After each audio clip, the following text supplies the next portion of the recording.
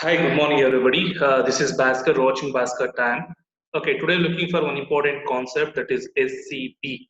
What is the meaning of SCB? So we already know that. So when we are looking for that ARM browser blocks and all, so usage of we are telling continuously SCB is nothing but system control block. Then what is the usage of that one? That is very important, right? This is block. What it will do, it will control the entire operation, especially used for interrupt handling. It will control any interrupt that is coming easily. It can control and it will be managed. Sometimes it will coming the highest priority interrupt, sometimes it is lowest priority. Some having, if you want to know the status of the interrupts, whether it is a pending state, whether it is working or not, what type of interrupt it is executing, so highest priority or lowest priority, all the informations we can get by using system control block. Okay, so actually what is the address of that one, where it is present in memory system? Let's see on that. So okay, so we can see the memory addresses. You have a block, so control space, inside your control space, system control space, you have a system control block. Actually the address given e0 x of e00 ed, so in the range of EF32 EDF0, in between it will come. Actual address it is 0x of E00ED24. So this is the address of it is system control block. This block what we are going to use in our in order to mainly looking for it is interrupt controller. Let's see on what is there on that. System control block data structure also contains some registers. Internally, this SCB consists of some registers that are commonly used for interrupt control. Yes, now to control my interrupts, so inside your SCB having some special register. So what are the special registers we have? Then how we are going to control our interrupts? Let's see on one by one. Okay, the first register what we are going to use, that is interrupt control and status register. It is also called ICSR. Remember, ICSR is nothing but interrupt control and status register. So then the word only saying interrupt controller. Then how to control this one? Suppose if I want to set the interrupt, suppose if I want to clear the interrupts of your pending states, or it is a high priority levels, whatever may be. Now to do this one, looking for ICSR, set and clear the pending state of the system exception, including your system tick or pending or SV, or it is non-mass calendar, whatever the type of interrupts what we are going to use. If we want to set the pending state or if you want to clear the pending state, we're looking for this register. And second point, then what is the usage of my ICSR?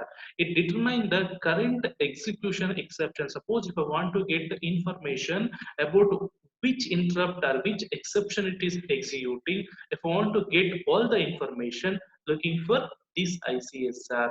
Okay, with the help of one more resistor, it is there to be active. So by using this resistor, this pin, so easily we'll get the information. Okay, remember what is the usage of ICSR? So in order to get the set and clear our pending state, another one it is get the information what type of exception it is running. This is the usage of our ICSR. Okay, next looking for vector table offset resistor. And what is the usage of that one? You already know that. See, all my interrupts are connected to my vector tables. If I want to get so all the information about my vector table, looking for this vector table offset resistor. It's not that much of special case what we are going to use VTOR. Next it is application interrupt and reset control resistor. It is also called AIRCR. A stand for application, I stand for interrupt, R stand for reset, C for control, R for resistor. Application interrupt and reset control resistor. What is the usage of that one, sir, in our SCB block? See, it is controlling the priority grouping in exception interrupt priority management, mainly looking for so priority. So previous case looking for only for pending state or not set and clear. This is used for not to give the priority, highest priority interrupt and lowest priority interrupt, not to give the information looking for this one. Okay, it provides the information about the Indians. Okay, if I want to get the information about last class we studied about the Indians like A and big Indians. If I want to get whether my processor is working on little Indian or big Indian, if I want to get any information, so we're looking for this resistor. Okay, it controlling the priority grouping in the exception interrupt priority management, and second point, it providing the information about the indents of the system, can be used by the software as well as debugger. It can be used by the software, otherwise it can use as a debugger also. You can use that one. And it providing the self reset features, that's why it is called. It is also easily automatically it can reset. If you want easily you can done, if you want manually by the software you can done it, otherwise sometimes it will automatically it will be reset. Okay, this is AIRCR register. Next, looking for system handler priority register. Sir, you already having interrupt priority register.